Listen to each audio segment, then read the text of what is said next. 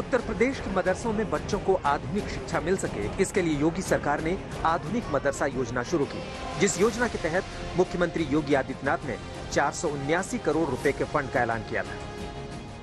हमारे पास निरंतर शिकायतें आ रही हैं कि मदरसों में पढ़ाई नहीं होती।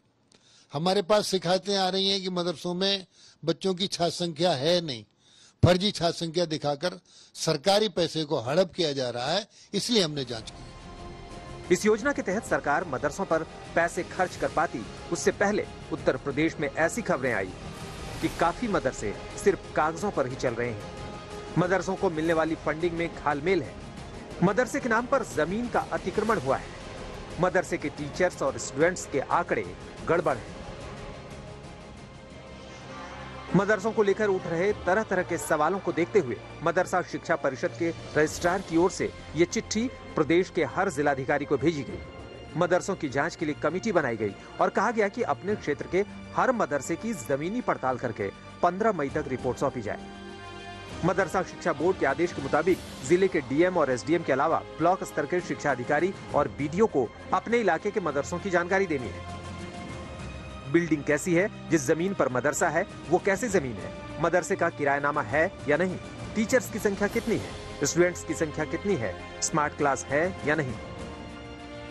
इन सब की पड़ताल करके सरकार को रिपोर्ट सौंपनी है ताकि मदरसों में आधुनिक शिक्षा को बढ़ावा दिया जा सके।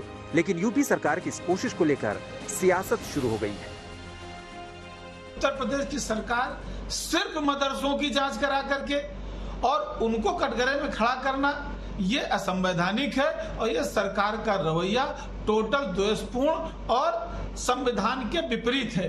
मेरा सिर्फ ये कहना है कि यदि आपको कहीं अनियमितता लगती है तो अनियमितता की जांच कराइए, लेकिन उसमें चाहे हिंदू हो, चाहे संस्कृत विद्यालय हो, चाहे अन्य मठ मंदिर हो, सिर्फ और सिर्फ मदरसों को चिन्हित करना, ये सरकार का रवैया निश्चित रूप से विचारने और निश्चित रूप से इसको ये कह सकते हैं हम कि गैर संवैधानिक है। मदरसों में जो कोई गलत काम कर रहा है आप उसको निलंबित कीजिए, उसके सिस्टम को आप खत्म कीजिए और जो भी लोग इस तरीके की कार्रवाई में मुलव्विस हैं, जो फर्जी तरीके से मदरसे चला रहे हैं, उन पर कार्रवाई कीजिए, उसके लिए आप आजाद हैं।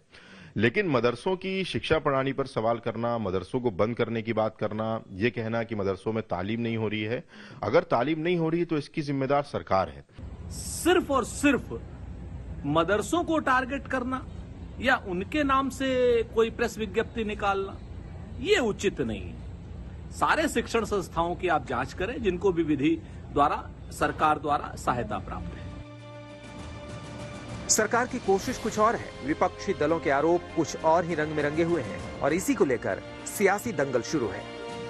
अभिषेक मिश्रा, लखनऊ, आज तक।